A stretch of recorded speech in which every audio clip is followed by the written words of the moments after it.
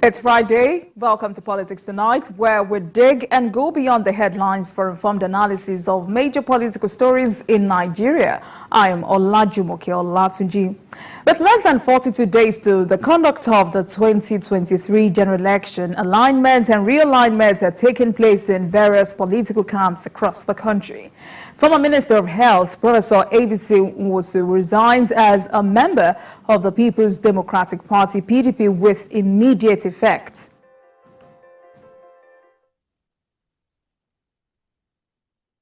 The presidential candidate of the African Democratic Congress, ADC, Dumebi Kachiko, tests positive for COVID-19.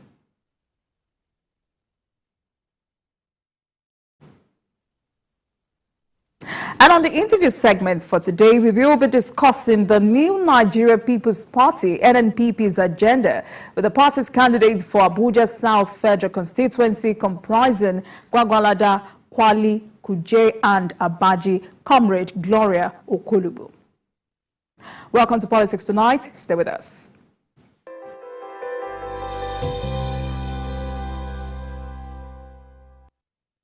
All right, welcome back. Now, former Minister of Health, Professor Nwosu, has resigned as a member of the People's Democratic Party, PDP, with immediate effect. Professor Nwosu, who until his resignation was a member of the PDP Board of Trustees, BOT, and an associate of the presidential candidate of the party, Atiku Abubakar, said he is leaving the party because of his inability to adhere to the zoning arrangements in its constitution. In a letter addressed to the national chairman of the PDP, Yocha Ayu, and acting chairman of the BOT, Adolphus Wabara, Professor Nwosu said the party must learn to respect provisions in its constitution and the agreements reached by party members. Governor Ademola Adeleke of Osun State has commended President Muhammadu Buhari for signing the Electoral Act, which he notes paved way for his victory as governor, as well as free and fair elections in the state. Governor Adeleke stated this while receiving, or rather speaking, with newsmen after a meeting with President Buhari at the State House in Abuja.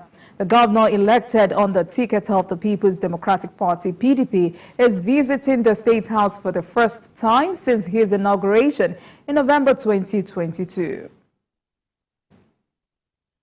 I'm happy to tell you that I just saw our president looking so well, looking so good, and I'm happy about that. Since my election, I feel like I should come and say hello to Mr. President and thank him for signing that electoral act, because I benefited from it. That paved way for free and fair election, and all the international community, they are applauding Nigeria.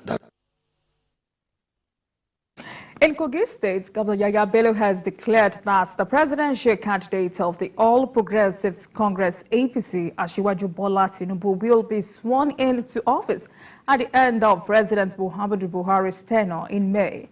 Governor Bello stated this when he paid a thank-you visit to President Buhari at the State House, Abuja, saying Tinubu's pedigree and experience in his administration, by the special grace of God, is going to be more run by the younger generation. And you know surely that the younger generation constituted the the quantum number of voters in this coming election. We're more enlightened, we know exactly. And we know that Bola Ahmed Tinubu knows the road, and we are ready to follow that person who knows the road, which is Bola Ahmed Tinubu. And thank God that is a candidate of President Muhammadu Buhari.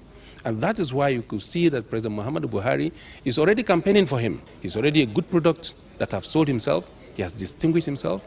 And we're all 100% ready to vote Bola Ahmed Tinubu come 25th of February 2023. Let's bring you more stories. The Court of Appeal seated in Ilorin, Kwara State, has declared a member of House of Representatives Tuji Olawiye Ajulo as the validly elected candidate of the All Progressives Congress for Ekiti, Irepodun, Esi, and Okero Federal Constituency of the state in the party's primaries conducted in June 2022. In its judgments, the appeal court set aside the ruling of the High Court, which earlier declared Segun Adebayo as the winner of the primaries. Reacting to the judgment, Ajilope commended the judiciary for standing on the part of justice, stressing that the judicial arm of government remains the hope of the common man. The lawmaker promised to be magnanimous in victory, while calling on those aggrieved to sheath their swords and work together for the collective interest of the party. He said a divided house would be injurious to the collective interest of the APC in the states, stressing that it was time to jettison the bickering and squabble for the sake of the party. Ajilope commended the APC leadership in the state for making the party solid, stressing that it is time the party moved forward in order to go into the 2023 general election as a united house. He urged party faithful to join hands with the governor to ensure that the party secure victory at all levels in the next general election. The presidential candidate of the African Democratic Congress, ADC, Dumebi Kachiku, has tested positive for COVID-19. Kachiku asked Nigerians to be vigilant as the virus has made a comeback. In a statement by the media office's campaign, the ADC presidential flag bearer said he's in isolation and has cancelled all public events till he receives a negative report. Kachiku urged Nigerians not to take the virus for granted, as infection rates have increased rapidly across the world in the past few weeks. He says political rallies must not be allowed to spread COVID-19 and reverse the gains made in combating the virus. Let's take a short break, and when we return, it will be time to speak with the NNPP candidate for Abuja South Federal Constituency. I'm talking about Comrade Gloria on the party's agenda for 2023. Please stay with us. We'll be right back.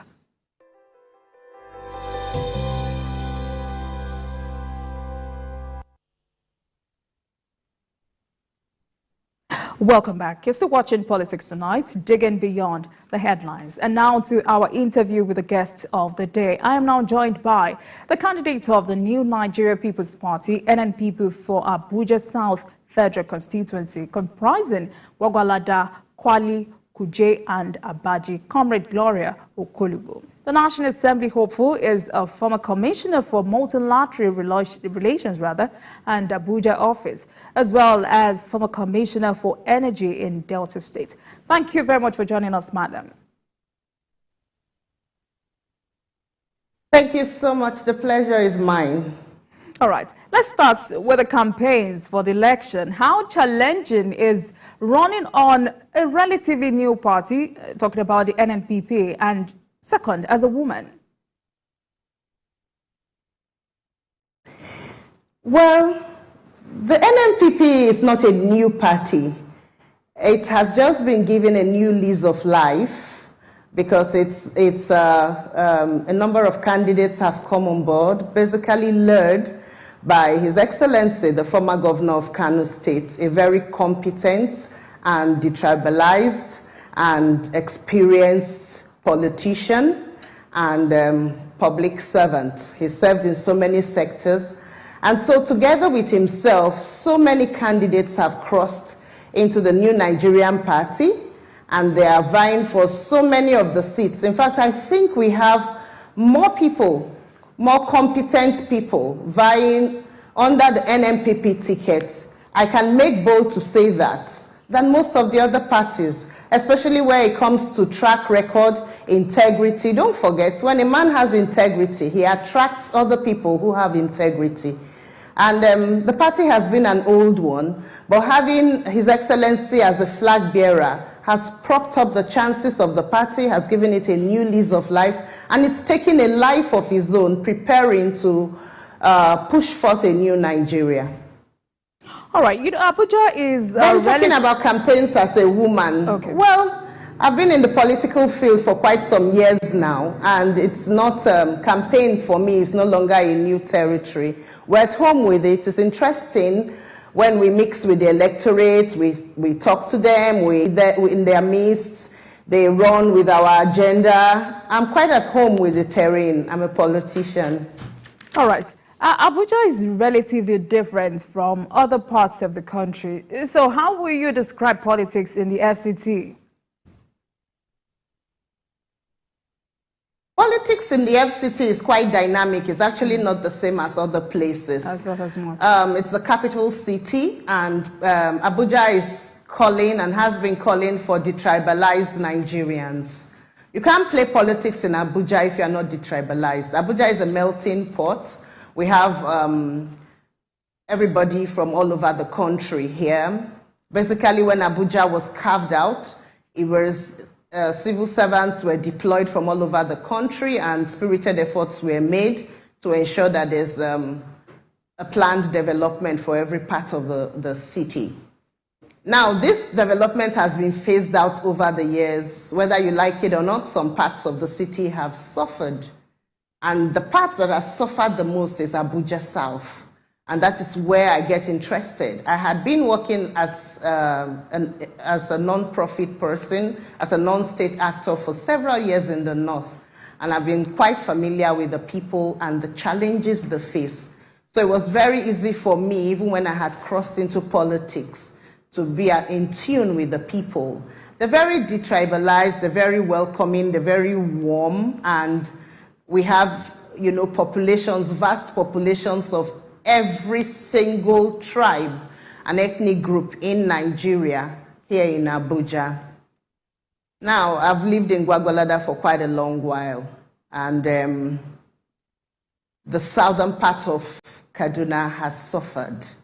Abuja South, comprising of Gwagwalada, Kwali, Kuje, and Abaji, it's not enjoying commensurate development as the Abuja North. And that's because nobody is speaking. Unfortunately, it's impacting on all of us, because that is supposed to be the hub that feeds the Abuja city. Unfortunately, the challenges are catching up with even the city center. So it's about time that focus comes to Abuja South for proper and even development.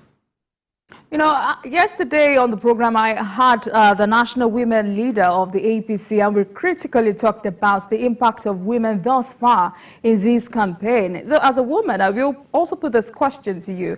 As a female contestant, how will you describe the impact of women on the party's campaigns so far?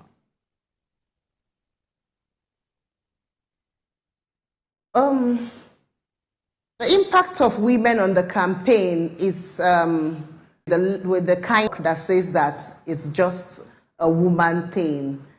Your femininity is one aspect of you, just like the masculinity is an aspect of a man. Basically, in this field of politics, you first of all consider competence, the ability to be abreast with the issues, and then the issue of integrity, which is a major thing that is bedeviling development, you know, that's setting back development in our society.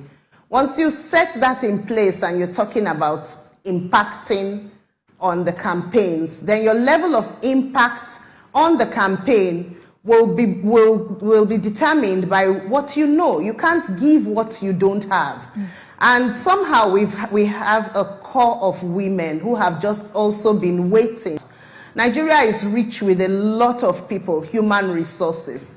We hope that this dispensation, with the new electoral law, there's a lot of hope that people who will be thrown up in the next election will actually be people who have the capability, the capacity, the know-how, and the ability to actually be in governance and bring about the development that is seriously needed in this country. Never before have we needed a turnaround like we need it now.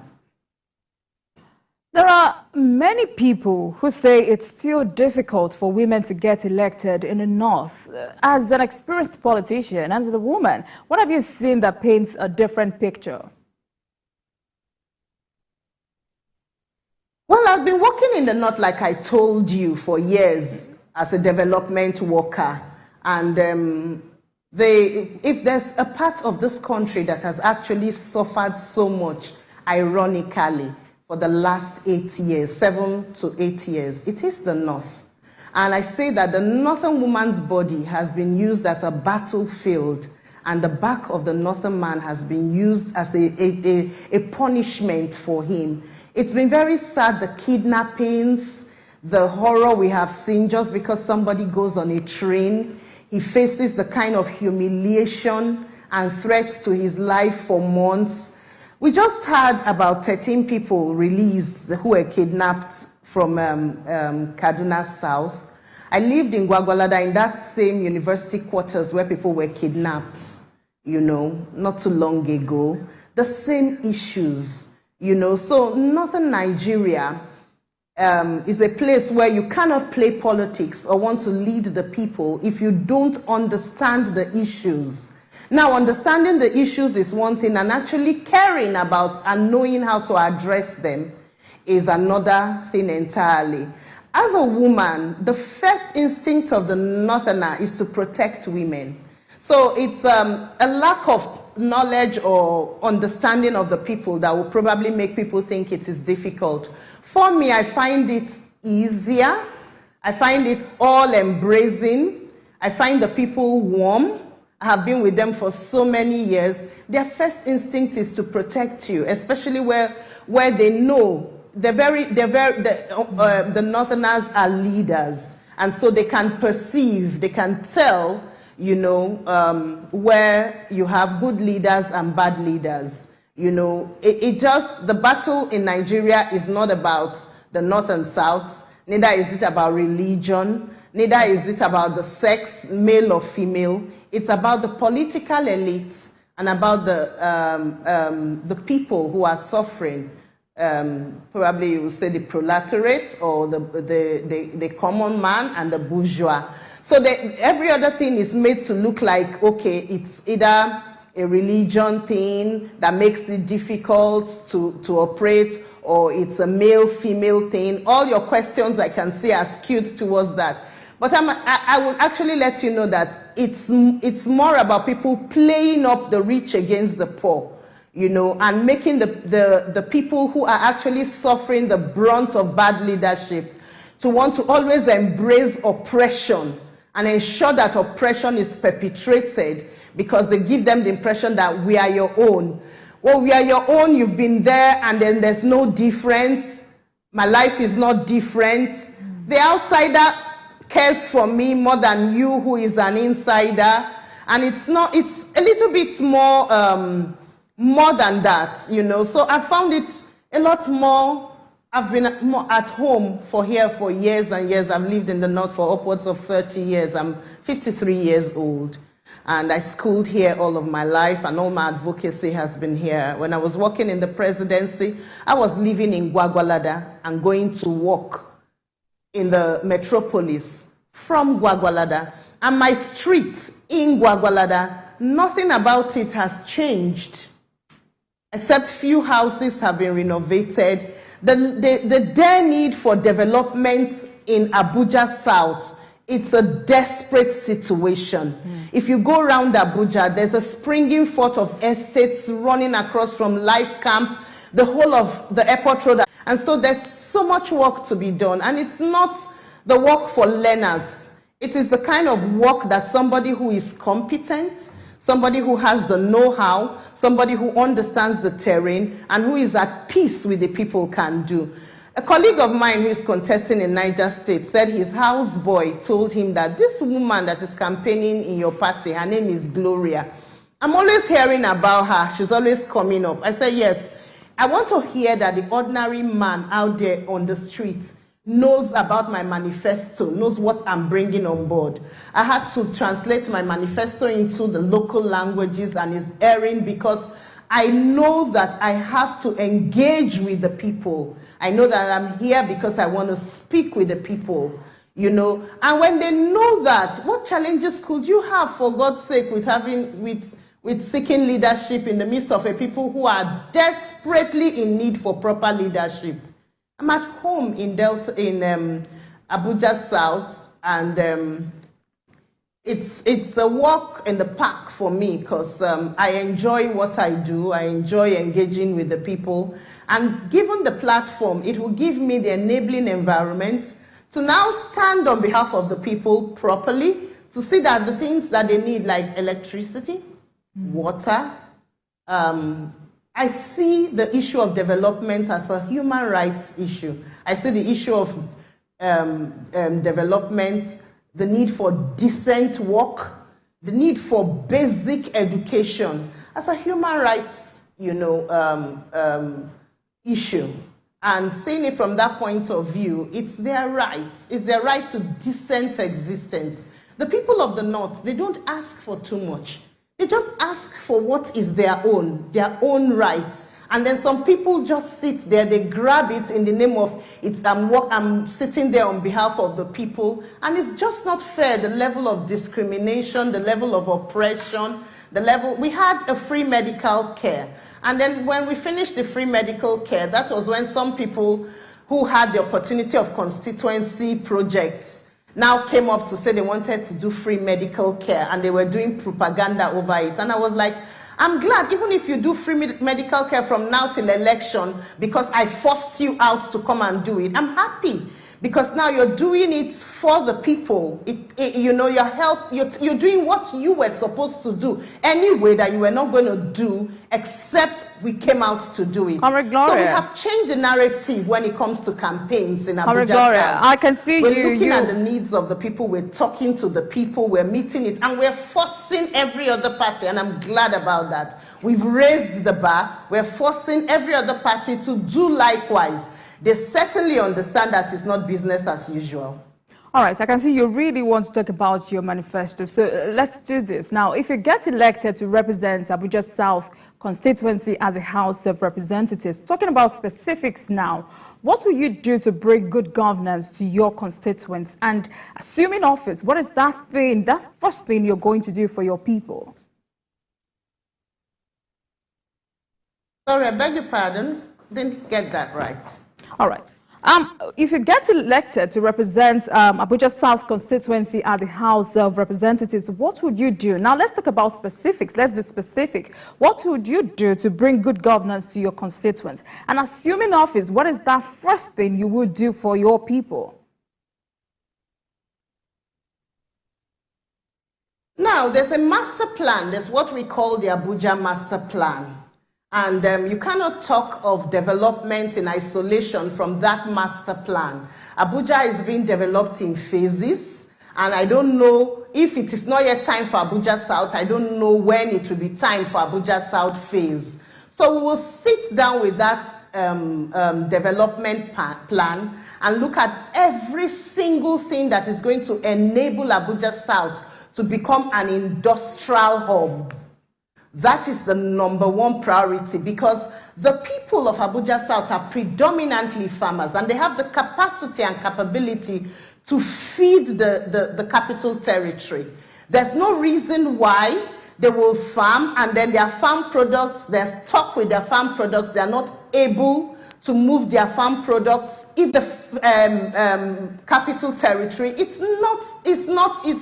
it's terrible. And so my first priority will be the economic life of the people, and then by that we'll be talking about taking food from the farm straight to the table, everything that it takes. Now, as a legislator, you have 3 functions: the issue of the law, being a lawmaker, your oversight functions, and then the ability to attract, investment and development into your constituency. I will completely explore the three areas side by side, while every enabling law is looked at to ensure that as a fundamental human right, we address what the people are entitled to educationally, developmentally, and then the basic rights to life, healthcare, the basic things. Alongside, we will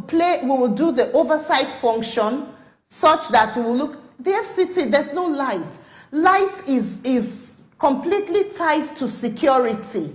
There's so many intricate connecting webs that connect development with the basic rights that the people have. I read international relations and strategic studies, and I have been in advocacy and development work for upwards of 30 years. All my adult life, I'm a multilateral specialist. I was former commissioner multilateral relations before I became a commissioner in that field. I had been working with multilateral organizations. There's so many things that people are, interested in bringing to the development world. You can't do it at the non-profit level. And so if I get elected to represent the people, I will be able to bring about all of these development partners to come into Abuja South. Now, after Kuje prisons, the international community has come to realize that being in the city center of Abuja, you are not safe if Kuje is not safe. So until all of us are safe, until the least of us is safe, every one of us is not safe. So I will look into the lawmaking, I will do my oversight duties, and I will attract international development, international partnership massively into Abuja South. There will be industrialization. People will not need to go outside Abuja South to find satisfaction. In fact, tourists will come to Abuja South to come and find out how the development came about. My first 100 days in office will be celebrated with so many industrial hubs coming up in small units. Like I said, you cannot give what you don't have. So I urge people to, be detribalized, think about their interests this time. When people are voting for the axe, when there's an election in the woods and trees decide to vote for the axe because they believe that the axe is one of them, it is that axe that will be used to cut down trees to make more axe. This is an election that is about the proletariat and the political elites that have exploited them for years. This is a time they should sit down and pick their candidates like they're picking beans. This is the time they should use a fine-tooth comb to look at the integrity of each candidate and vote based on what they want their future to be like. It's no longer business as usual. If and indeed, like we believe, that our votes are now going to count, and there are enough candidates who have actually brought out themselves to be on the ballot, it is now time to come out massively and cast that vote to change the future of this nation, beginning with Abuja South. I love my people of Abuja South. They are well aware of what they need at a time like this, and I have confidence that come February 25th, I'll be voted in to give them that sense of decent life that is not too much to ask for. All right, Comrade Gloria, at this point we need to take a break, and when we come back, we will continue this conversation. Please stay with us.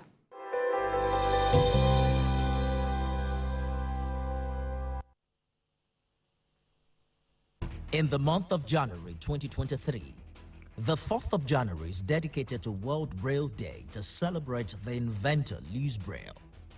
On 6th January, it will be 2 years when U.S. Capitol was attacked by the then President Donald Trump supporters. On 8th January 2020, Ukraine International Airline Flight 752 was shut down shortly after takeoff. 15th January is the Armed Forces Remembrance Day, which marks the end of the Civil War in 1970. 24th January is International Education Day.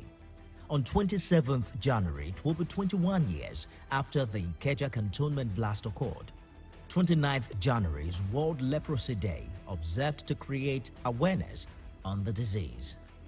Stay tuned to TVC News as we serve you with reports and analyses on these notable events. Doubt and fear doesn't occur at the canvas, it shows in the canvas. It shows the conation of raw earthen materials slabbed, stroked and molded to the other, merging the past to the present, brushstrokes of colors seen but not known. For when the wailing stops, the pieces settle down in abject beauty, erected for a century of a century. Speaking, advocating, protesting as the arts are meant to be.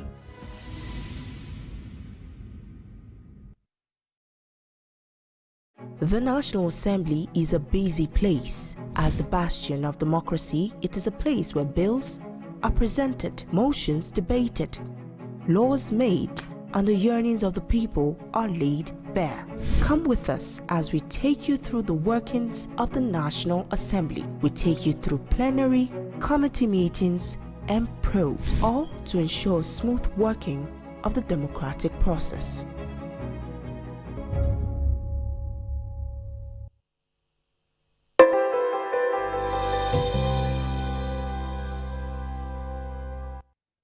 Welcome back to Politics Tonight. I have been speaking with the NNPP candidate for Abuja South Federal Constituency, Comrade Gloria. We're talking about the party's agenda for 2023. All right, comrade. Many analysts are of the view that the influence of the NNPP does not go beyond Kano and some northwest states. I'd like to know if anything has changed.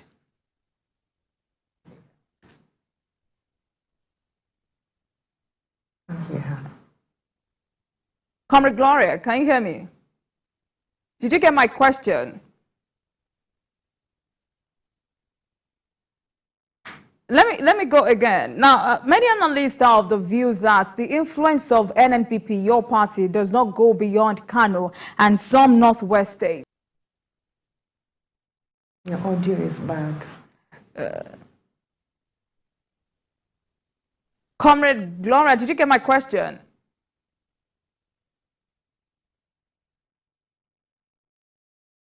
Okay, let me repeat this. Many analysts are of the view that the influence of the NNPP does not go beyond Kano and some northwest states. Has anything changed yet?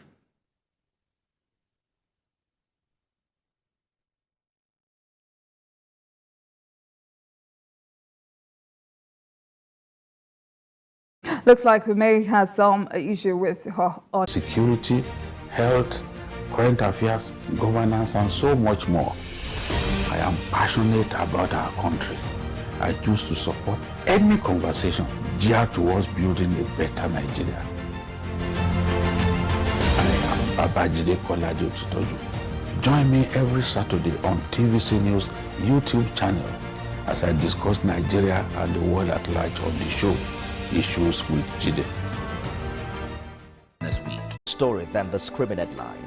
The part of a story that is not told casts a shadow. It's like the part of an object that is not reached by light. On TVC News, I'm able to explore the many angles there are to a story, talking to stakeholders, asking the difficult questions, and digging for facts. I believe the viewers are able to make a better decision if they're well informed and understand not just a part, but the complete story. TVC News, first with breaking news.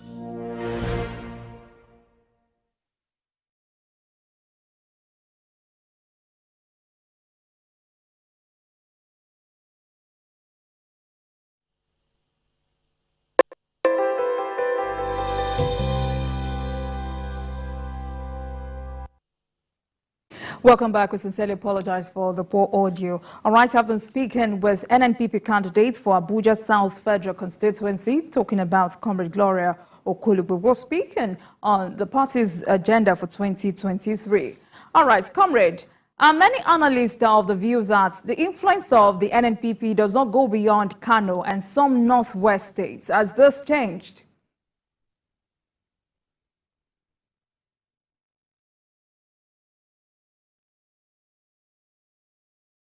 Comrade Gloria.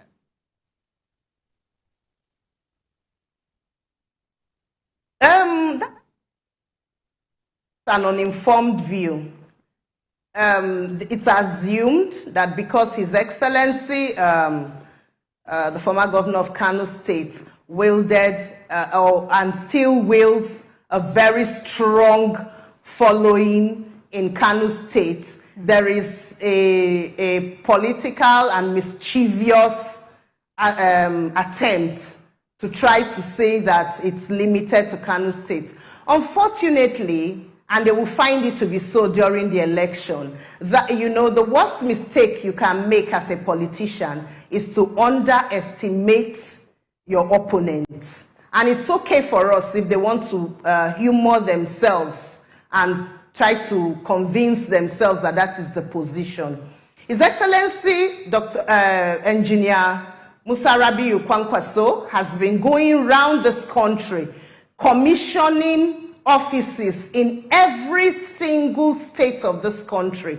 And the outings there, the photographs coming out of there speak for themselves. In fact, now he's going on the road trips and he's stopping every local government before he gets to the city center.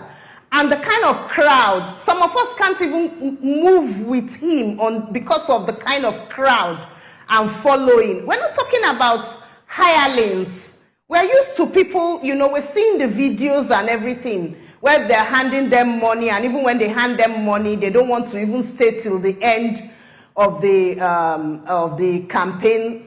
His Excellency has given to us, the candidates who came on board, a ready-made structure we call the Kwankwasia. These are people who follow through, you know, who follow him because of the ideals he represents.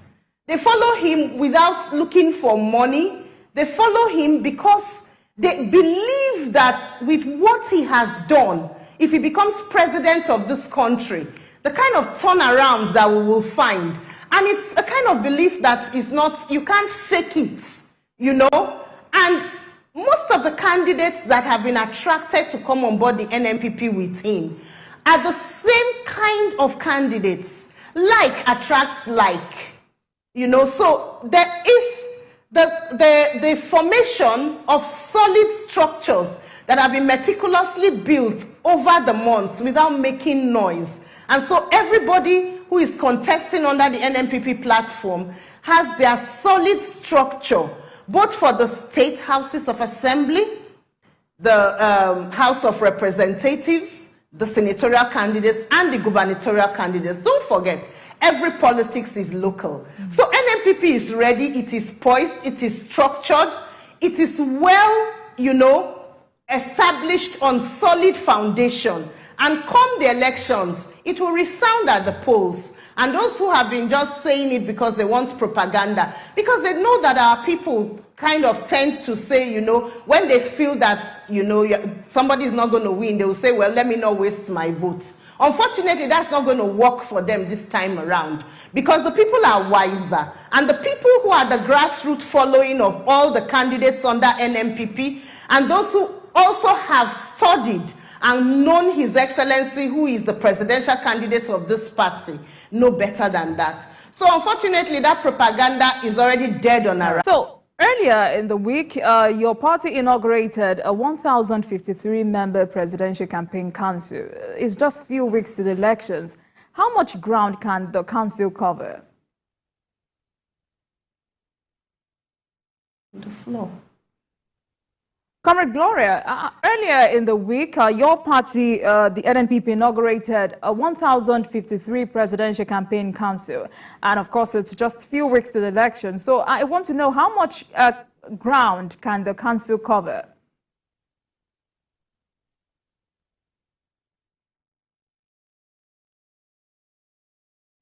Campaign council has been working. I think I'm not the party's spokesperson. You know, I believe that the party spokesperson came on board after the inauguration, and I watched that interview where he addressed that matter. You know, the campaign council has been on board and has been working with us, both as individual candidates in our campaigns, moving with us at the grassroots level, also moving for all of these months.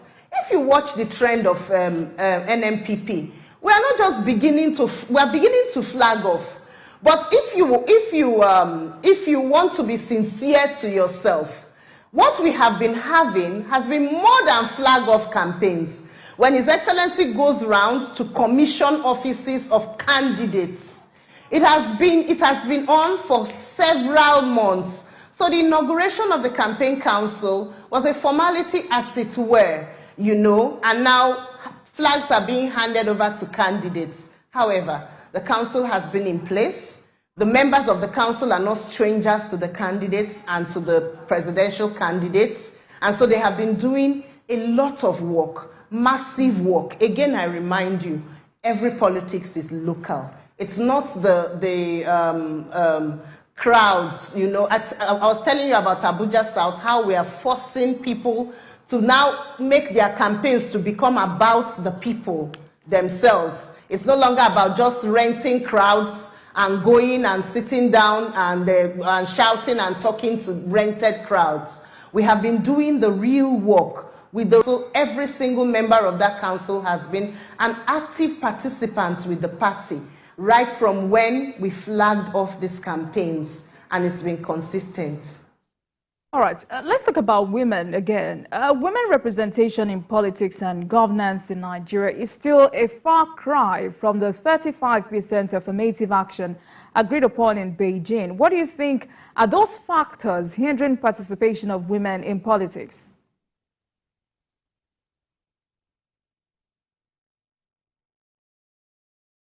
Women's participation is a far cry because we are not addressing the issue of women's participation as we should, unfortunately. There's a lot of noise about supporting women's participation in politics. But when it comes to the practical thing in the field, it's all rhetorics. There's no flesh to it, beginning with development partners and also those on the ground. Women's participation is two ways.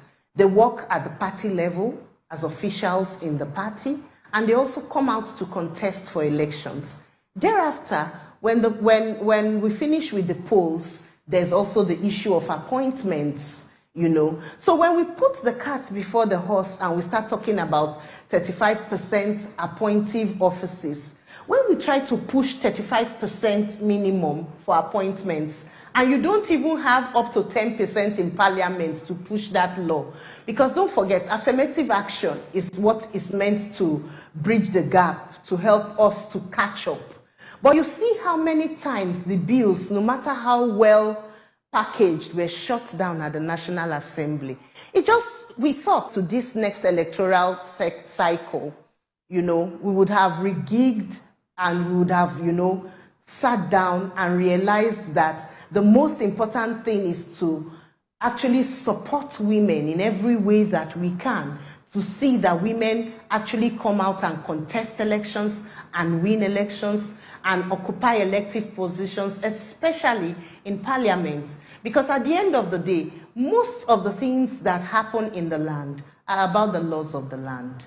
Most of the policies have to do with the laws of the land, you know, and then the parliament is what is unique about democracy. The parliament is what sustains, what makes the democratic experience what it is. You know, so when you don't have enough women in parliament, that is why a number of us, you know, despite what it took to emerge, you had to do all you can, just like your male counterparts, to emerge. And don't forget, it's not a joke. It's not just about rhetorics for you to say that you have to, in every walk of life, do double, much more, you know, and be able to excel, you know, much more than anybody else if you want to emerge in anything as a woman.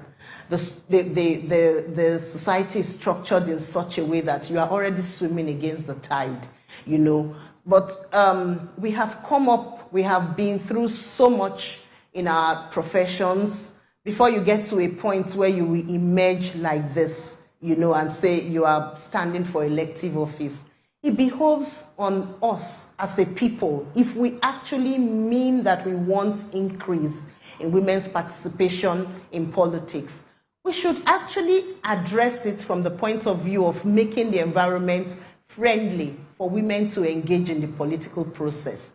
And that has a lot to do with, you know, my own naira as a woman seems to have less value than that of a man. So he would actually be given the first consideration, and that doesn't have anything to do with basically male and female out there as gender, but on the level of, you know, when it comes to do with resources, determining who has what, when and where, you find that the boys' brigade is at work, they easily align with themselves and they can talk to themselves. And basically, as a mother that we are, you don't have to, as a woman, you don't have to lose your femininity to get into the process. Because your femininity, you can throw in your femininity just like a man can throw in his masculinity into the process. And what you bring on the table will be very different from what a man brings on the table. All right. And at a point in time where what you bring to the table is what is needed, then sometimes you might even have an advantage. It is your ability to uncover that advantage, to swim against that tide, to be determined and be focused and say, you know what, this is where we are going. So I will encourage myself and also encourage every woman out there, especially those who are vying for seats in parliament, and anybody who is serious about increasing women's participation in politics should engage this process now before it's too late. All right, to have Gloria, the numbers we need we're in all the gradually running out of time across the nation. Let me quickly we have just ask a few you. weeks to conclude that. If we miss that, I can assure you that we will also miss the line for appointed positions. Well, gradually running out of time, so let me quickly ask you about your presidential candidate. Do you think he has what it takes to win the 20? Out Why of are you surprised? all the presidential candidates, I don't think when I decided what platform I wanted to take, I didn't hesitate when I approached the NNPP, and that was strictly because of the principle, the presidential candidates, you know, and in this kind of, we said we're going to try a general. We tried a general. Where are we today? He's been a defense minister. He's been a governor. He's been on the boards. He's been on the board of NDDC. He knows the South. He's been a civil servant for 17 years. He's been a senator. For God's sake, he has all that it takes. You don't go to the market and buy experience. I'm sorry. We cannot experiment with Nigeria. He's completely detribalized, and he took time to ensure that he consults with the Christian community before he chose a running mate. What else are we looking for? If we look at the blueprints that he brought out, he talked about setting up committees at the local level that will work in the 774 local government areas. He has a master plan. He's strong. He is energized. This is the time he has to serve his country. Several outings before now, he has had to do the give and take, even when he had this. The following His Excellency has dates back 35 years. But because he is a committed Nigerian who wants Nigeria to work, he's never been that desperate like it has to be only him. And even when people were like, he would want to insist that he should be the one to contest, he puts national consideration before his personal consideration over and over again, until a time like this when it is obvious that we need a change in Nigeria. All right. We need a change in direction. We need somebody who knows how to do what. This is the opportune time to have him to put things in place. He's young, he's vibrant, he has the qualifications, and I can't say more. It's, I can't say more, except people just don't want to own up to it. But the reality is that his credentials speak for itself, and he's the man we need to watch, and he's the man we need right now. Anybody who tries to underestimate that does that to his peril. All right, thank you very much, Comrade Gloria Okolugwo. Sadly, we couldn't cover all of our discussion, but I'm sure we're going to bring you back on the program. Thank you very much for coming on Politics Tonight. She is the NNPP candidate for Abuja South Federal Constituency. Thank you so much for coming on Politics Tonight. Thank you so much for having me. And thank you very much for watching. That marks the end of today's episode of Politics Tonight. But the conversation continues from here. Get in touch with us on Twitter at TVCNewsNG and at Olajumoke00 using the hashtag Politics Tonight. We are also on YouTube at youtube.com/TVC News Nigeria. Join us for the repeat episode at midnight, and tomorrow for another edition of Politics Tonight. Join us on Monday, actually. Digging beyond the headlines. I am...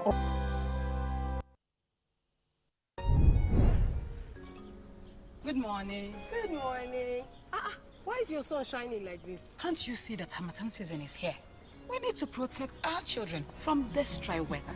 What about the invisible germs? Invisible germs? During Harmattan, it's not enough to only protect your skin. You also need protection from these invisible germs. To protect our families, we use Dettol. Harmattan season brings a lot of germs, but Dettol with Germ Defense gives protection from up to 100 illness-causing germs.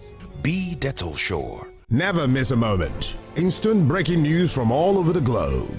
Live streaming of your favorite programs delivered directly to you. Watch anytime from anywhere on your mobile or smart devices. Download the TVC News app